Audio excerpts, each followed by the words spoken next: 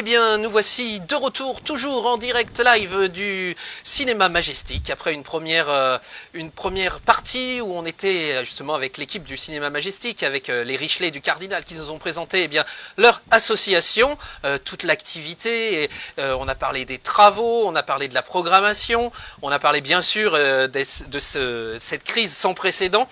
Eh bien, on continue. Et alors, c'était une thématique aujourd'hui, on va dire, artistique, cinématographique et musicale.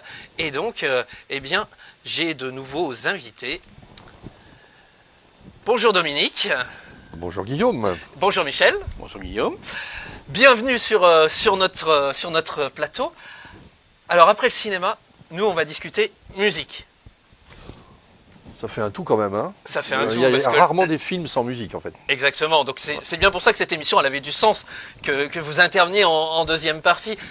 On aurait pu aussi la faire du haut de la tribune, hein, d'ailleurs Michel, et puis on aurait fait le... Ça aurait pu être. Hein. On a déjà fait une bonne partie déjà. Hein. Alors, les Amis de l'Orgue. Michel. Oui. Président de l'association des Amis de l'Orgue. Oui.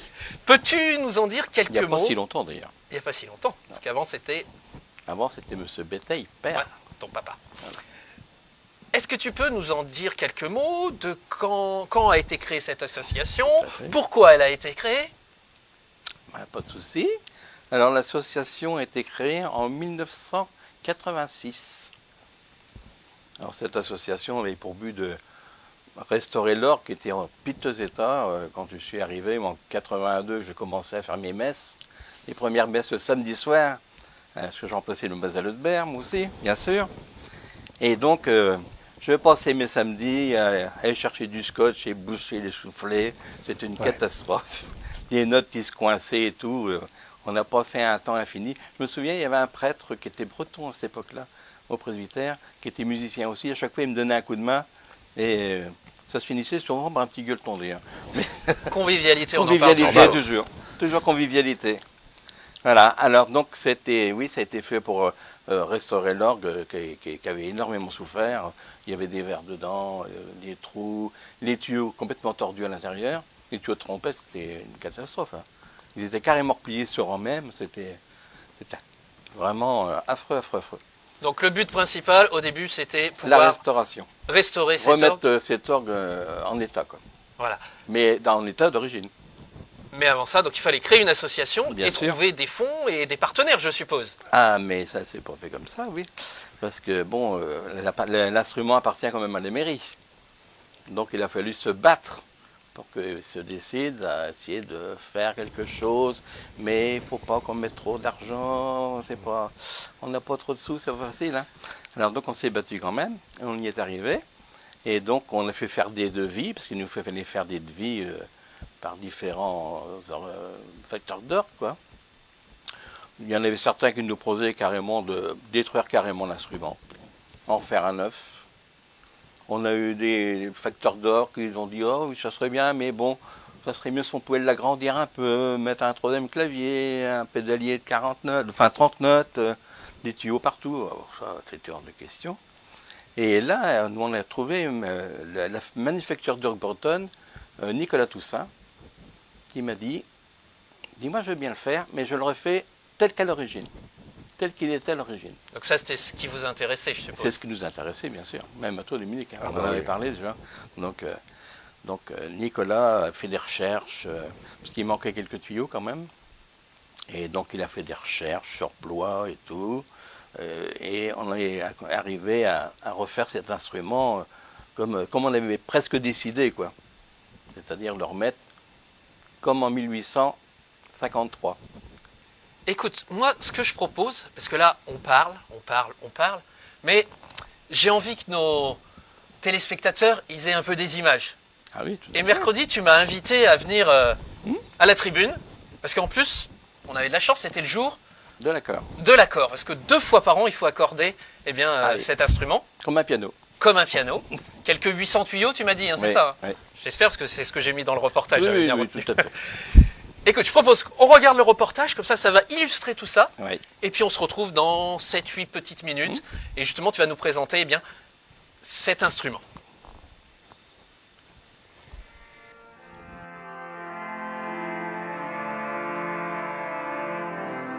Aujourd'hui, nous partons à la découverte du grand orgue de Richelieu.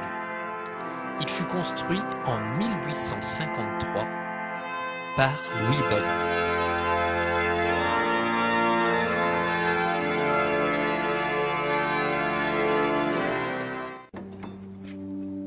En 1990, le grand orgue devient monument historique.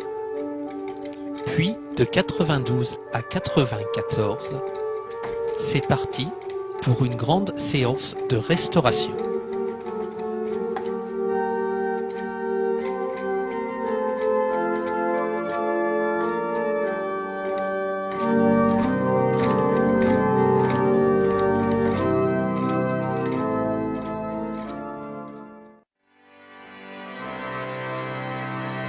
Je vous propose d'aller à la rencontre de Michel Béteille, qui est titulaire des grandes orgues de Richelieu.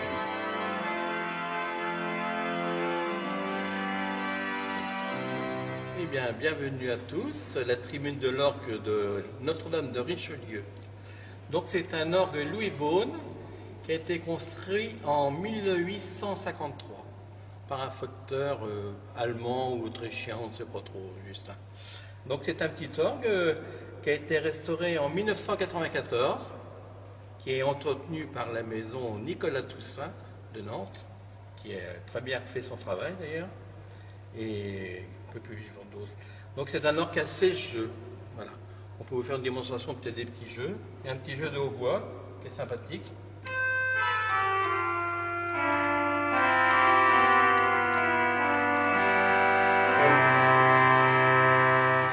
Nous avons deux claviers, donc des jeux tout à fait différents. Une petite flûte octaviante.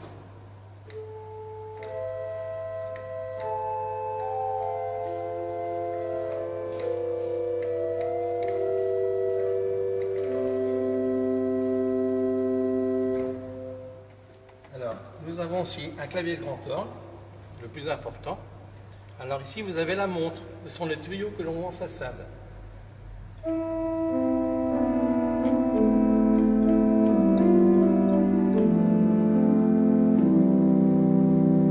La petite sœur, qui est un octave au-dessus.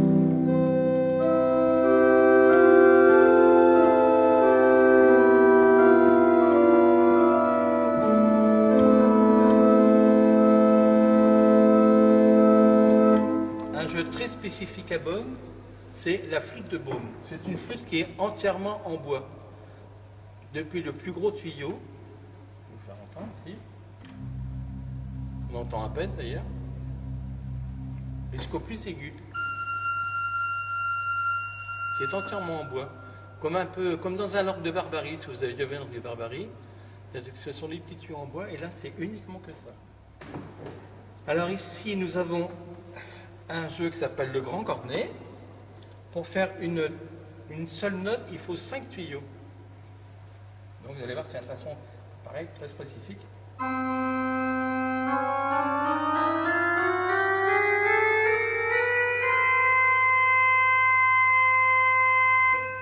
Très joli. Là, vous avez un jeu de Nazar, qui est très spécial aussi. Quand on lui demande un do, il nous fait complètement autre chose. Vous allez voir, c'est très curieux. Une note normale. Et lui, le monsieur, quand on tire, il nous fait un sol. Il nous faut autre chose. Il fait à sa guise. Le monsieur fait des siennes. Nous avons également aussi des jeux d'anches, ce qu'on appelle les œufs d'anches. Donc, qui ressemblent un peu à la trompette, le clairon, tous ces jeux assez puissants.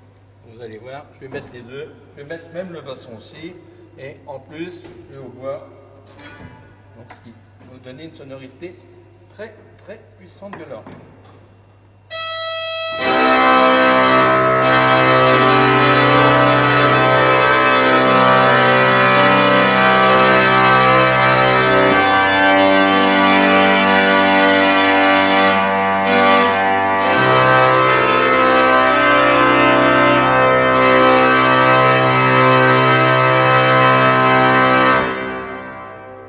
Voilà la présentation de l'orgue.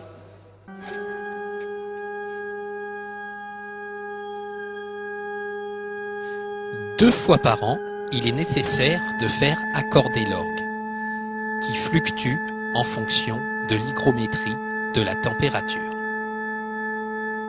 Le facteur d'orgue installe un appareil qui lui permet, à distance depuis l'intérieur de l'orgue, de commander le clavier. Et ainsi, il règle quelques 800 tuyaux.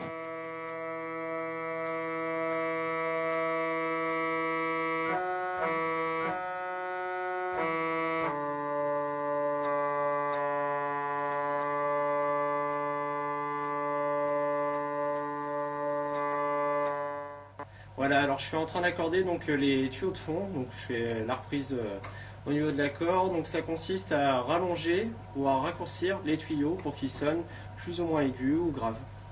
Donc cette méthode d'accord, donc on le fait à peu près 2 fois par an pour les orgues.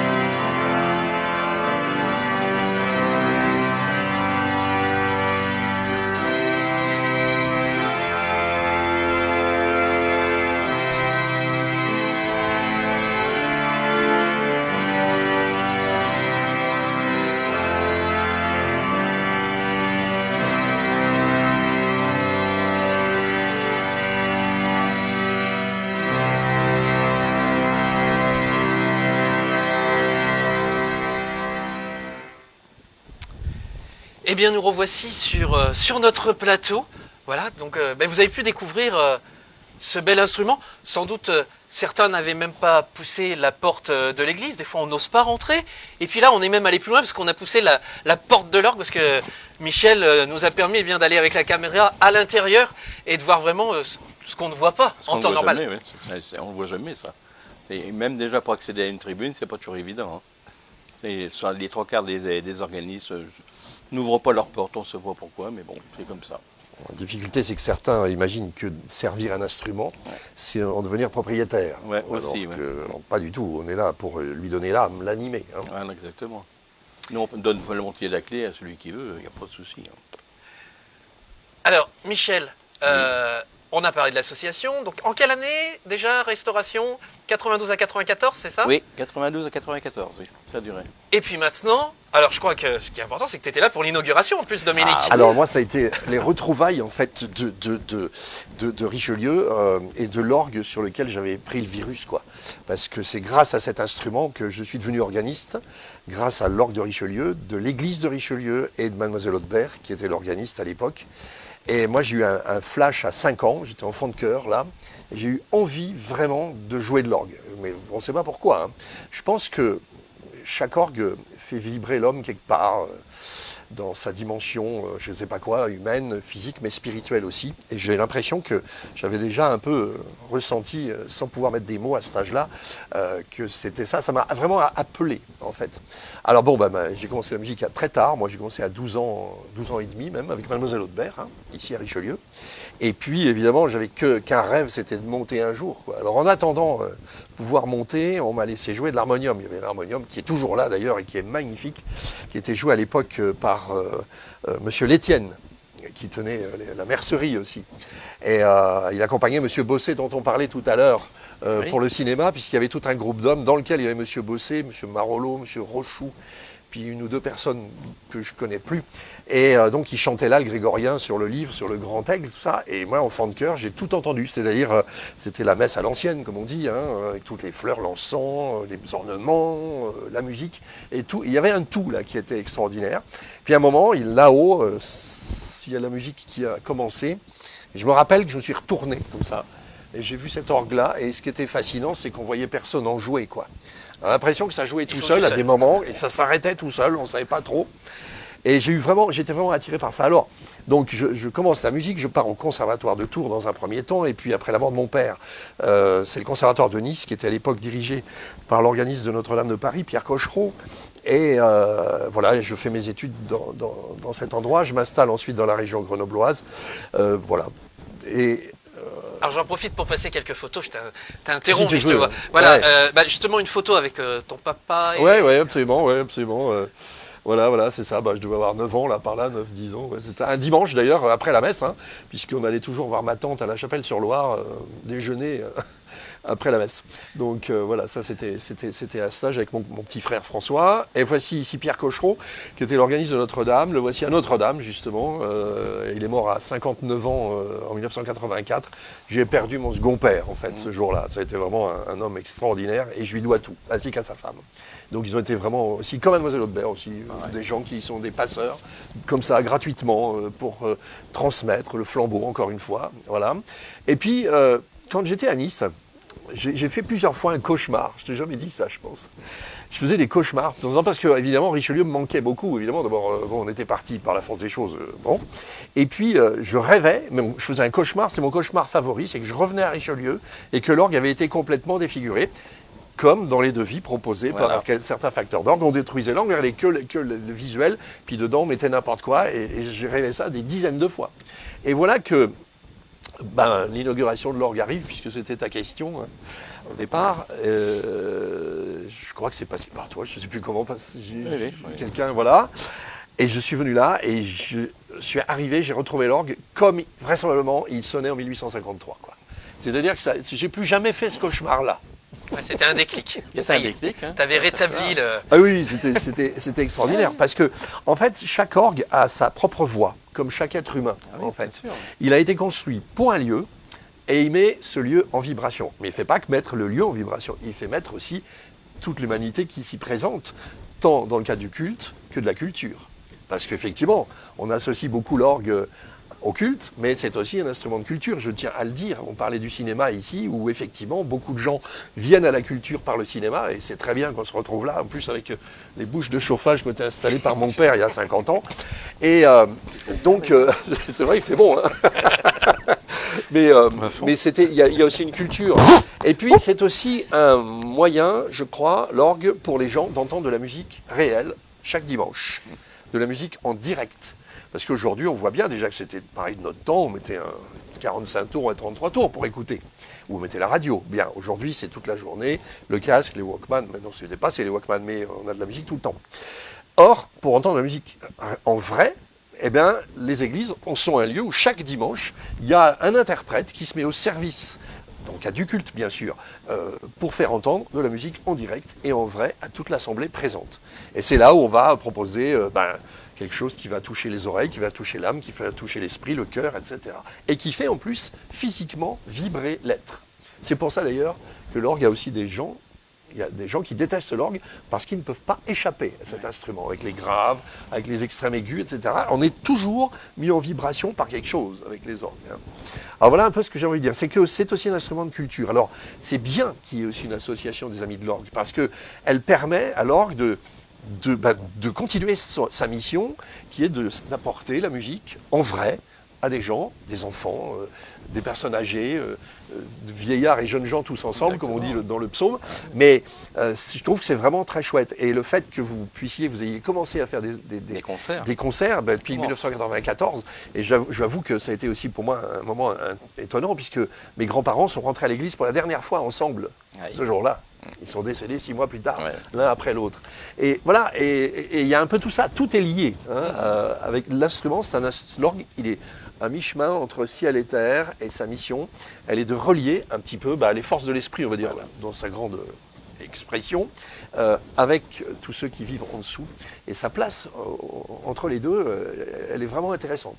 Et c'est aussi pour nous, les organistes, une sacrée mission, parce que c'est à nous de mettre ce machin-là en route. Et si on fait n'importe quoi là-dessus, quand on nous dit « Oh là là, vous allez vous faire plaisir quand vous jouez fort », ouais, sauf que on a plutôt intérêt, plus on joue fort, plus on fait gaffe, on met les doigts et les pieds. Parce que quand tu fais une fausse note avec tous les jeux tirés, celle-là, elle échappe pas à monsieur, madame, tout le monde, même s'ils n'ont pas trop l'habitude.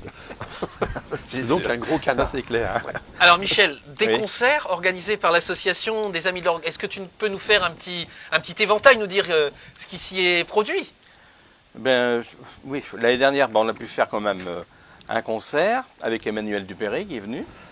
Donc c'était le premier organisme que je connaissais dans la région parisienne. Donc je lui ai demandé s'il pouvait venir gracieusement, tout ça. Il m'a dit, mais il n'y a pas de souci. Une grosse pointure. On va se faire ça. Ouais. Alors il a une spécialité. Il fait aussi bien du classique que des musiques de film, ce que l'on veut sur un orgue.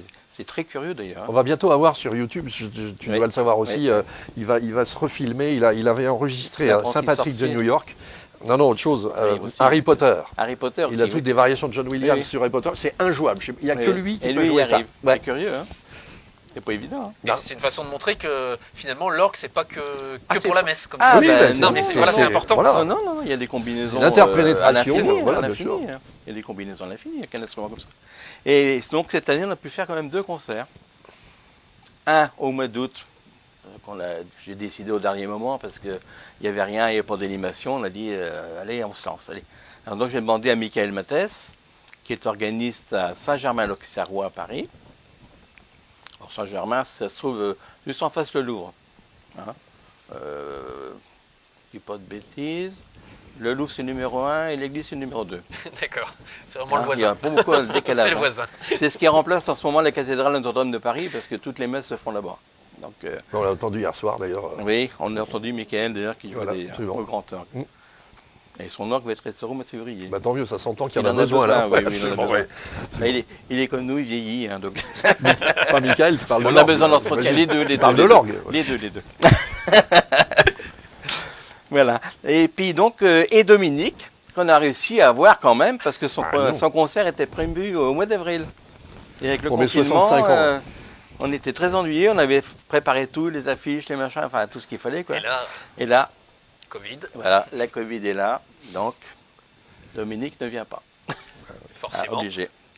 Alors donc on s'est mis d'accord pour trouver une date, après, pareil. Et c'est passé juste pile poil. Parce que vous avez été même obligé de l'avancer, je crois, celui-ci. Et changer l'heure, parce que c'était le début du couvre-feu. Il y a eu le couvre-feu. Donc de 20h, on est passé à 17h30 au dernier moment. Et malgré ça malgré ça, il y a quand même eu beaucoup de monde.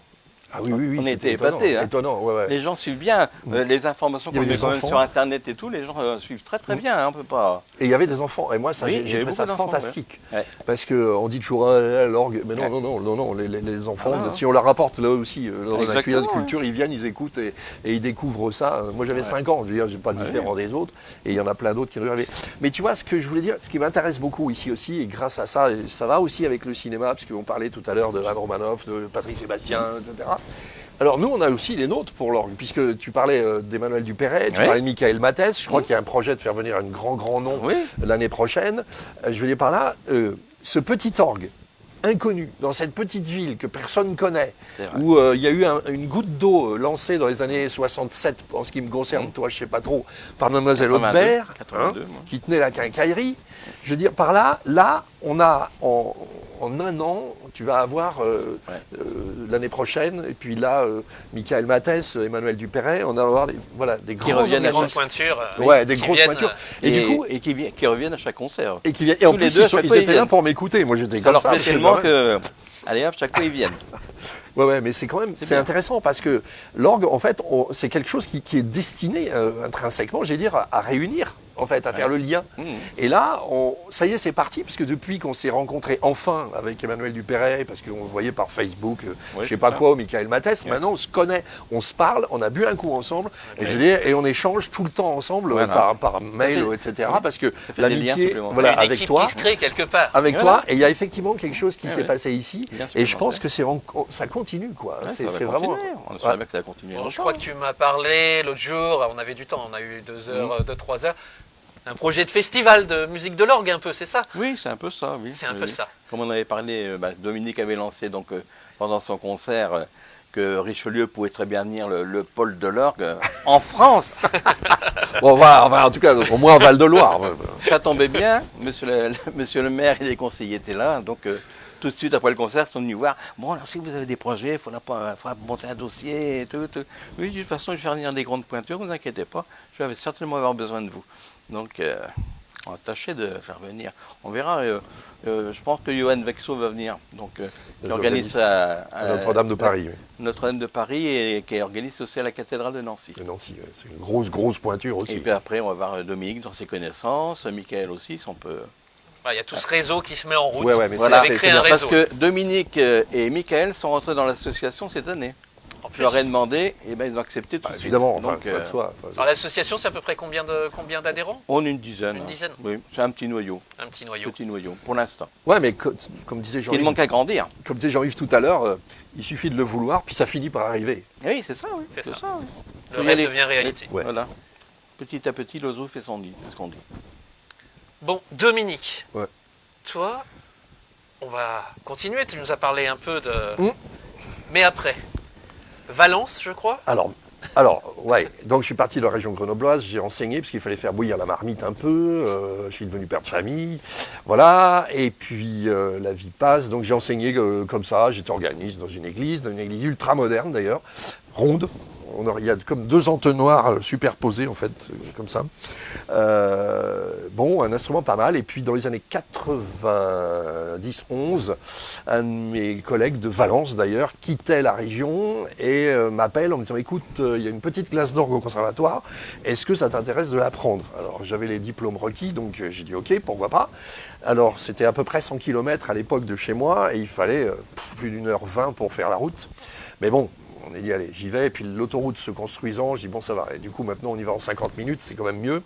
Et j'ai accepté d'aller d'abord au conservatoire enseigner l'orgue. Voilà, donc c'était intéressant. Les cours avaient lieu soit au temple, où il y a un bel orgue pas mal, soit à la cathédrale, où il y a un orgue magnifique de 4 claviers, etc. Mais c'est 2 choses différentes. Le prof du conservatoire enseigne au conservatoire, l'organiste titulaire fait l'animation de son instrument dans le cadre cultuel et culturel aussi, mais ça n'a rien à voir, il n'y a pas d'interpénétration. Puis, le titulaire, il n'y avait plus de titulaire non plus, il y avait eu un concours où personne n'avait été nommé, le niveau était trop bas, donc aucun candidat n'a été retenu. Et puis, quelques mois plus tard, le recteur de la cathédrale m'appelle, ils n'avaient personne, je crois, pour jouer la messe de minuit. est-ce que vous accepteriez de venir jouer à la messe de minuit? J'ai dit, bien sûr, évidemment, j'avais rien à faire. À mon église, comme on était 4, on tournait. Donc j'ai dit, ok, pas de problème, on va faire la messe de minuit. Je fais la messe de minuit. Et puis, est-ce qu'on peut vous rappeler une fois l'autre, comme ça, pour des grands événements? J'ai dit, oui, bien sûr. Alors j'ai pu jouer des ordinations, chose que j'avais jamais faite.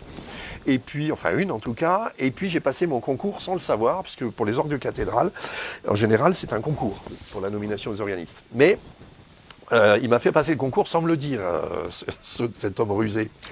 Il m'a fait jouer la vigile pascale. C'est là où, en fait, toute la liturgie catholique se déploie dans tout ce qu'elle est. Ça dure 3 heures, il y a les psaumes à accompagner, il faut faire une progression vers l'éclatement du gloire à Dieu, de l'alléluia, etc. Il faut improviser, transposer, parce qu'il y a des chantereaux pour les chanteuses, le petit chanteur, etc. Donc, en fait, on montre à peu près tout ce qu'on sait faire, quoi. Et puis, il me rappelle 15 jours, il me dit, écoutez, si vous voulez le poste, je vous nomme. Je dis, mais non, moi je suis déjà organiste à Grenoble, j'habite à 100 bornes. Oui, mais quand même réfléchissez, ça serait bien, etc. Alors, je ne vous donne pas de réponse. Et puis, un peu plus tard, deuxième coup de fil. Bon, alors, ma proposition, vous la retenez ou pas? Je dis, écoutez, il faut que je réfléchisse. J'en parle avec mon épouse aussi, parce que bon, ça fait des kilomètres, il faut venir le dimanche matin, bon, voilà. La vie de famille, elle aussi un peu... Voilà. Fini les grâces maintenant. Voilà, mais je dis pourquoi pas? Pourquoi pas? Je lui dis bon.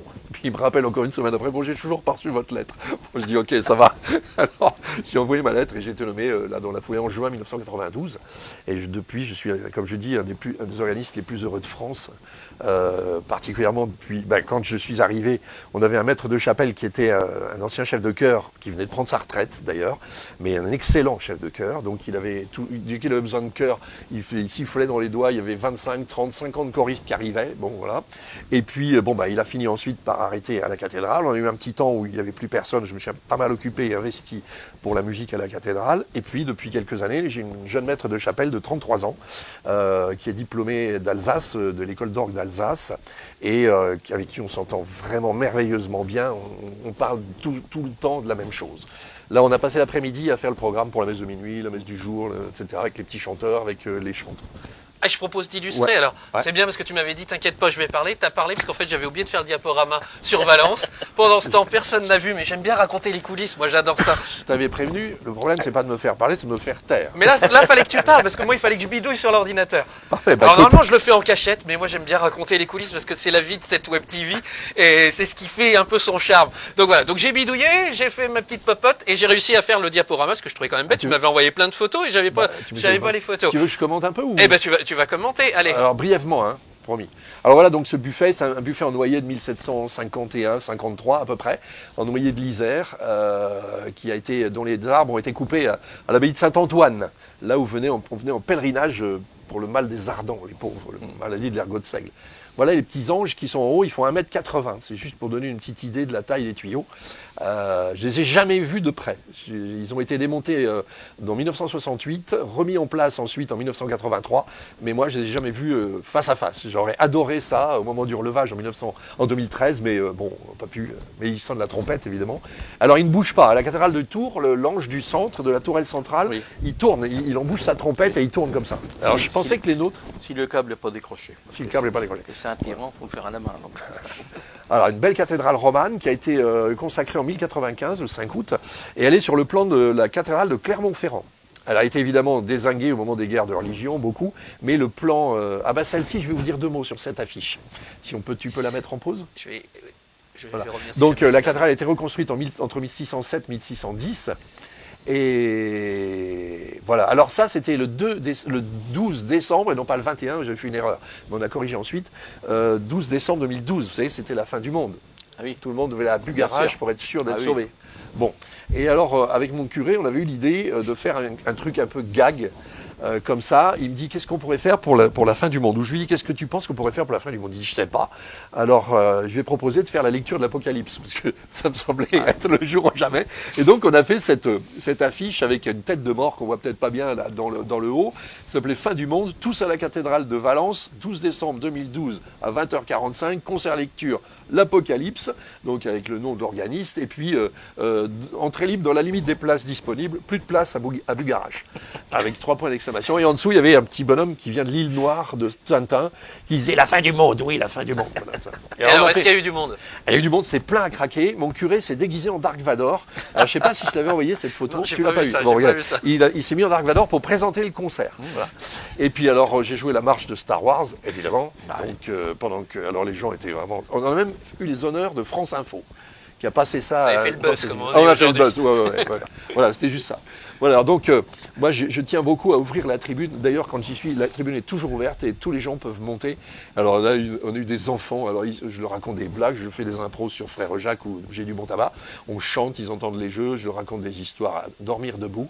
Je parle de l'ogre qui est dans l'orgue, enfin bref, on a de quoi s'amuser. Voilà. Alors ça, cette petite jeune fille-là, qui est cette jeune femme-là, elle a dessiné les étiquettes. Je ne sais pas si tu as mis les images des étiquettes des jeux. Pas vu. Tu les as pas vues? Si, oui, mais alors non, j'ai pas Alors vu. c'était une petite jeune femme, c'était une ancienne chanteuse des Petits Chanteurs, et elle avait eu son diplôme d'enluminure de l'Institut d'enluminure d'Angers, en fait. Et elle venait d'avoir son diplôme, donc son premier travail, ça a été un mécénat qu'on a fait, financé par la cathédrale, de nous dessiner des petits personnages pour chaque nom de jeu. Donc elle avait 44 étiquettes et elle les a tous personnalisées, il y a des visages. Elle m'a même mis, moi, un peu comme ça, avec mes bretelles, dans le V de la voix humaine. J'ai dû les Ouais, avec les je les tuyaux qui- remettrai avec sur les la tuyaux page qui- Facebook. Ouais, tu les remettras parce qu'elles sont rigolotes et j'aime Je les beaucoup ce mettrai qu'elle sur fait, la Marie. Facebook. Voilà, ça c'est le buffet de l'orgue sans ses tuyaux. Et il y a 3300 tuyaux dedans. Là, il n'y en avait plus un. Ça, c'était au relevage en 2013. Pardon.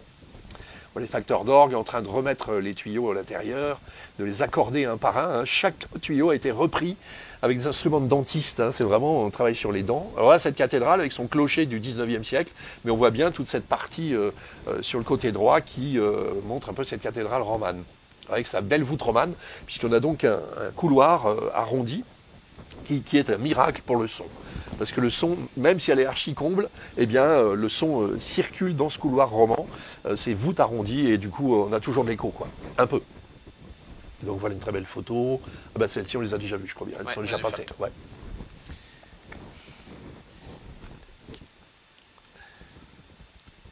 Voilà, avec l'ange qui revient.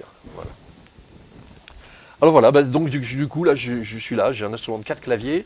Richelieu, il y en a 2, mais c'est bien.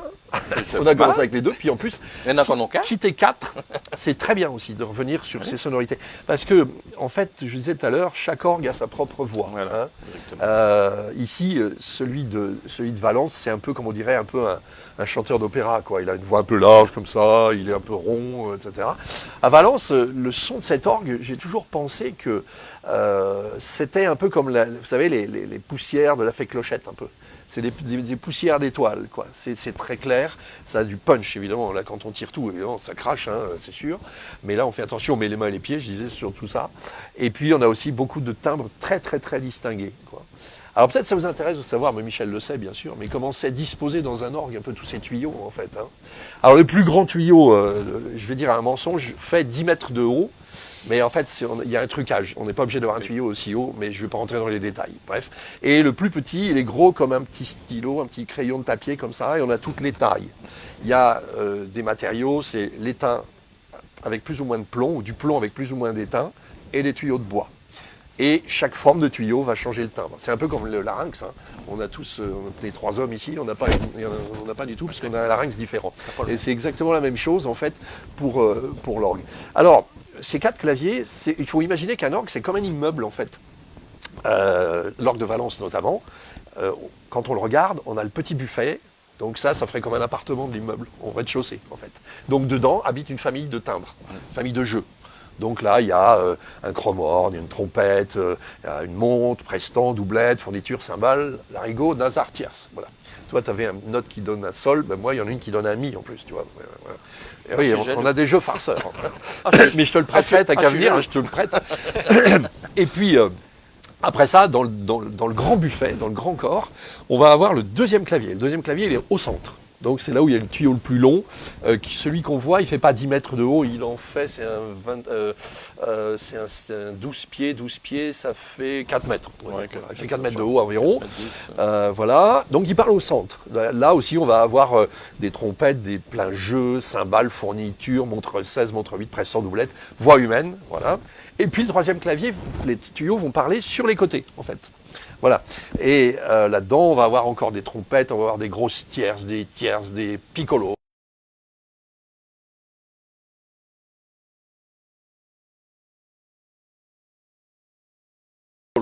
Il n'y a que 4 habitants dans ce clavier, si je puis dire, avec deux flûtes, un cornet et puis un très joli hautbois. On a entendu tout à l'heure celui de Richelieu.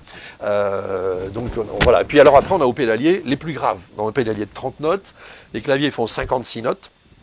Et là-dessus, on a les tuyaux les plus graves, dont la fameuse bombarde, dont son nom l'indique, castagne un peu, quoi. C'est fait pour, hein. Il donne du grave très gras. Et alors, notre petite Marie, qui a fait les dessins, etc., on avait à l'époque un évêque qui avait une voix tonitruante. L'évêque, qui faisait 1m95 à peu près, un coffre comme ça, une voix tonitruante, mais il chantait toujours trop bas et toujours un peu faux, donc toujours trop fort et plus lentement que tout le monde. Un évêque. Et en plus de ça, personne ne voulait lui couper son micro, tiens, comme le mien, quand il devait chanter, pour qu'il puisse chanter à toute sa guise, mais sans couvrir par la sono toute la foule et le grand orgue, je veux dire par là. Alors, du coup, on l'a puni, il a l'étiquette bombarde. Voilà. Voilà. Et je ne sais pas si ça a servi, mais en fait, il est parti. Maintenant, il est à Metz. Bon, Alors, pour la petite anecdote, je crois même que chez toi, tu as un orgue que tu as créé. Tu as fait installer un orgue chez toi. Alors, j'ai un orgue chez moi, oui, effectivement. Mais alors, oui, j'ai un orgue chez moi. Mais je veux dire, un gars qui a une entreprise de bâtiments publics, de travaux publics, il a des bétonneuses, du sac de ciment, et tout le monde trouve ça normal. Bon. Alors, moi, j'ai effectivement un orgue chez moi, mais c'est un orgue d'occasion qui existait déjà, que j'ai acheté et que j'ai fait agrandir. Alors, c'est vrai que, parce que, voilà, on a vendu une maison qui fait qu'on a pu faire une salle de musique. J'ai une salle de musique, oui, effectivement, très spacieuse, avec cet orgue dedans, et qui est adapté au volume dans lequel il est. Voilà. Mais du coup, ça me permet, tu vois, et ça, Saint-Michel ne pourra jamais le faire, de travailler en robe de chambre et en pantoufles. Parce que toi, son petit mais sur ton orgue électronique, oui. sur mon numérique. Oui, mais tu n'iras pas à la tribune. Ah, mais j'ai posé à monter la tribune. Parce que j'aurais bien de pouvoir traverser la place, là, en robe de chambre et en charentaise. Je vais répéter. Et en short, chez moi. Non, c'est très agréable parce qu'effectivement, et puis ça fait moins de bruit ça peut même faire moins de bruit qu'un piano. Parce qu'un piano, il y a le choc des marteaux, et moi j'ai des tuyaux très très doux. Mes voisins se plaignent qu'ils m'entendent jamais. Ah bah, quand même. C'est une bonne nouvelle. C'est une bonne nouvelle, oui. Alors, je propose qu'on écoute un petit extrait, puisque tu étais en concert à Richelieu il y a quelques semaines. Et donc, on a un petit extrait, donc on va écouter. Alors, le temps que je le retrouve, parce que du coup, comme j'ai mis un peu, voilà, compile concert. Un petit extrait, du concert il y a 3 semaines à moi. 24 octobre. 24 octobre. 17h30.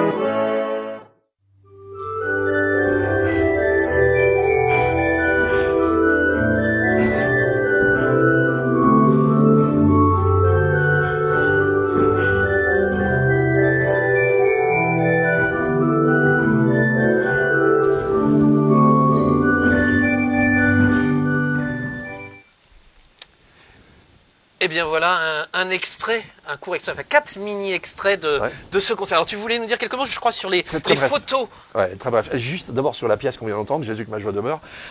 C'est le premier mariage que j'ai joué, j'avais 14 ans. C'était les Rochoux, ils ont fêté leurs 51 ans de mariage là. Donc j'ai encore la partition d'époque. Et je tenais à jouer ça, parce qu'on l'avait joué aussi avec Marie Audebert, parce qu'évidemment, il y avait une partie de pédalier, il fallait qu'on joue à 3 mains. Et c'est le premier mariage, j'avais joué ça. Alors j'ai tenu à le rejouer ici, et il y avait cette petite flûte qui donne le sol, le fameux Nazar, Voilà. et qui finalement fait merveille, hein, on l'a vu, fait qui des donne une merveilles. très jolie voix. Enfin, les photos qui sont là, c'est les photos pour la messe du déconfinement. J'ai un de mes anciens élèves du conservatoire qui est devenu photographe brillant, il s'appelle Yann Montero, et vraiment magnifique photographe. Et il est arrivé, il me dit, est-ce que je peux venir à la cathédrale dimanche? Je dis, ok, mais tu mets un masque, pas de problème, on voit mon masque à côté, à côté de moi, mais pas de problème. Et il a fait des photos pendant toute la messe, et puis il me les a envoyées, elles sont absolument extraordinaires. Donc je le remercie beaucoup. Voilà, c'était juste pour dire un petit hommage. Eh bien, je crois qu'on va vous dire merci à vous. Des choses à ajouter, Michel? Ben, ma foi, non.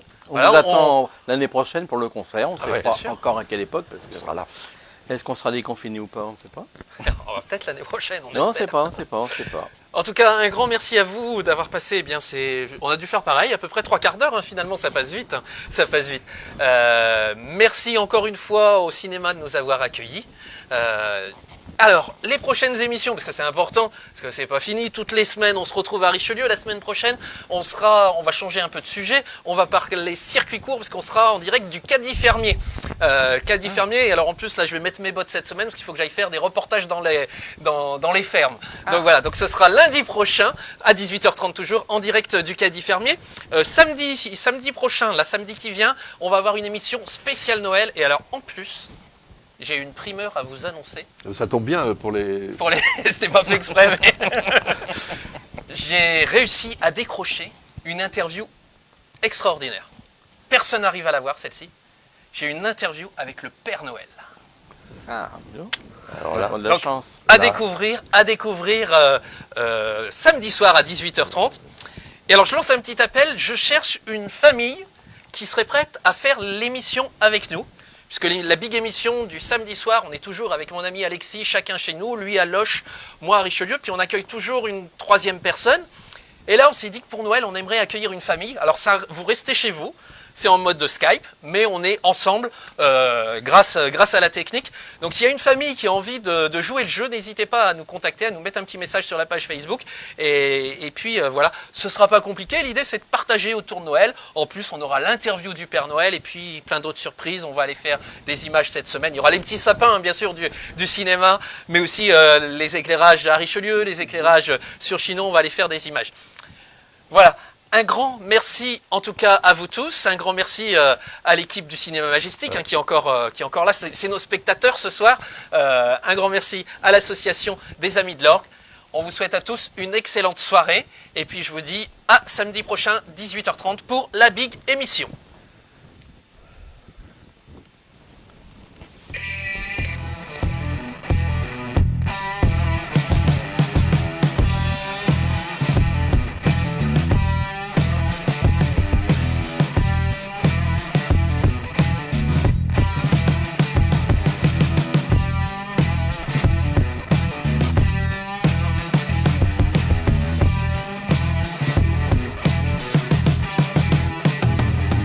Suivez-moi.